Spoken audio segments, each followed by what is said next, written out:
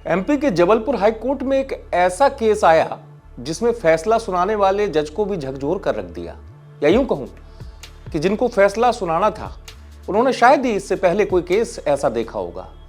फैसला आता है, जिस शख्स पर केस था उसको 12 साल बाद कोर्ट रिहाई करने के आदेश देता है और छोड़ने के आदेश दिए जाते हैं। 12 साल वो शख्स जेल में रहा, लेकिन केस क्या अलग था? इस केस में क्या था जिसमें फैसला सुनाने वाले को भी झकझोर दिया?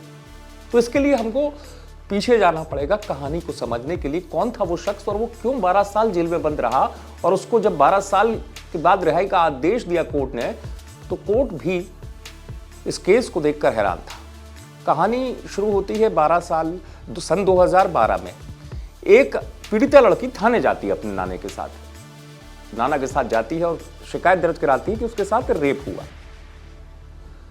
रेप करने वाला कौन था, जिसके खिलाफ वो केस दर्ज कराती है, उसके बारे में सुन के पुलिस भी हैरान थी, क्योंकि उस लड़की का कहना यह था मार्च के महीने में कि उसके साथ उसके पिता ने ही रेप किया।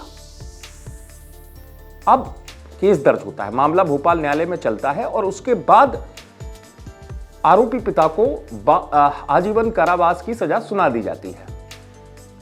अब इस पूरे मामले में जो परिवार वाले हैं वो भी हैरान थे कि ऐसा कैसे हुआ कि अपनी ही बेटी के साथ एक पिता रेप कर सकता है। वो लोग हिम्मत नहीं हारते, वो जबलपुर हाई कोर्ट की शरण में चले जाते हैं। महा मामला चलता है और उसके बाद क्या कुछ होता है, फैसला आता है, वो वकील साहब बता रहे हैं। भोपाल जिले में सन 2012 में एक बालिका ने अपने पिता के खिलाफ एक रिपोर्ट लिखाई कि घटना दिनांक की रात्रि 11 बजे करीब उसके पिता ने उसे एक दूसरे कमरे में ले जाकर उसके साथ गलत काम किया और किसी को भी ये बात बताने इस पे जान से मारने की धमकी भी दी। घटना के दूसरे दिन भी उसी पिता ने उसके साथ जबरदस्ती करने की कोशिश करने का आरोप भी अभियुक्त ने लगाया। और फिर दूसरे दिन जब वो घटना कारित होने वाली थी, अभियुक्त के अनुसार वो जैसे तैसे अपने आप को बचाकर भागी और अपने नाना के यहाँ पहुंची और वहां से फिर वो नाना के थ्रू संबंधित थाने में जाकर अपने पिता के खिलाफ रिपोर्ट लिखाई। और इस सारे तथ्यों को देखने के बाद माननीय न्यायालय द्वारा यह पाया गया कि यह संपूर्ण प्रकरण झूठा और फर्जी था। इस प्रकरण में कहीं भी से यह दर्शित नहीं हो रहा है कि अभियुक्त के साथ उसके पिता के द्वारा कहीं किसी भी प्रकार की कोई जाति की गई। यहाँ एक बात और उल्लेखनीय करूंगा मैं कि अभियुक्त की मां, जो कि आरोपी की पत्नी थी, उसके द्वारा भी साफ तौर पे यह कहा गया कि ये जो आरोपी है वो अपनी बच्ची को बच्ची के साथ ऐसा करने की सोच भी नहीं कर सकता है, क्योंकि वो उसको अपनी बच्ची से बहुत प्यार करता था।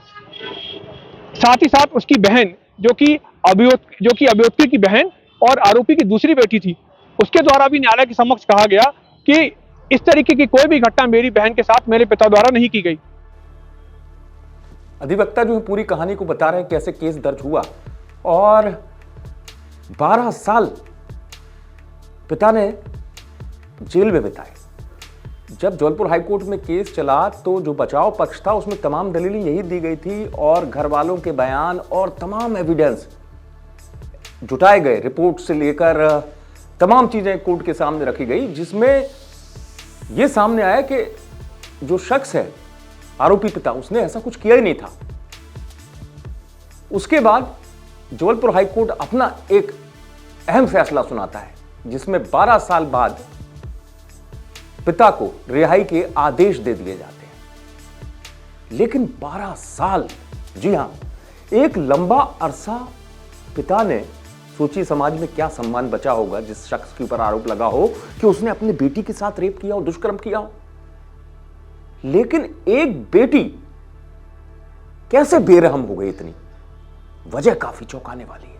उसने आखिर क्यों अपने पिता को ही जेल के पीछे पहुंचा दिया? दरअसल उसके पीछे जब कहानी में सच्चाई या खुलासा सामने आता है तो वजह यह थी कि पिता ने अपनी बेटी को उसके बॉयफ्रेंड के साथ पकड़ लिया था, हिदायत दी थी कि यह सब गलत है, यह सब नहीं करना आइंदा से। बस उस बॉयफ्रेंड के मोहब्बत में वो इस कदर पागल थी लड़की कि उसने सोचा नहीं, अपने ही पिता को बेरहम सजा देने की उसने ठान ली थी। और यही वजह है कि उसने 2012 में शिकायत दर्ज कराई और अपने ही पिता पर रेप का केस दर्ज करा दिया। उस समय जो भी एविडेंस रहे हों और उस समय का फैसला जो भी रहा हो, वो पिता के हक में नहीं था, इसलिए कोर्ट ने सजा सुनाई थी। लेकिन बाद में परिवार वालों ने साक्ष्य उठाए, जो मैंने आपको वकील की बात भी सुनवाई, तब कहीं जाकर जबलपुर हाई कोर्ट ने यह फैसला सुनाया। लेकिन जरा सोचिए, कोई बेटी अपने बाप के साथ ऐसा कर सकती है क्या? क्या इतनी सी बात पर कोई अपने बाप को सलाखों के पीछे भेज सकता है क्या?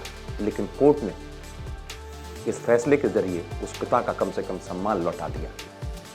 जबलपुर से आप तक खबर पहुंचाई धीरज शाह ने। आप देखते रहे एमपी तक।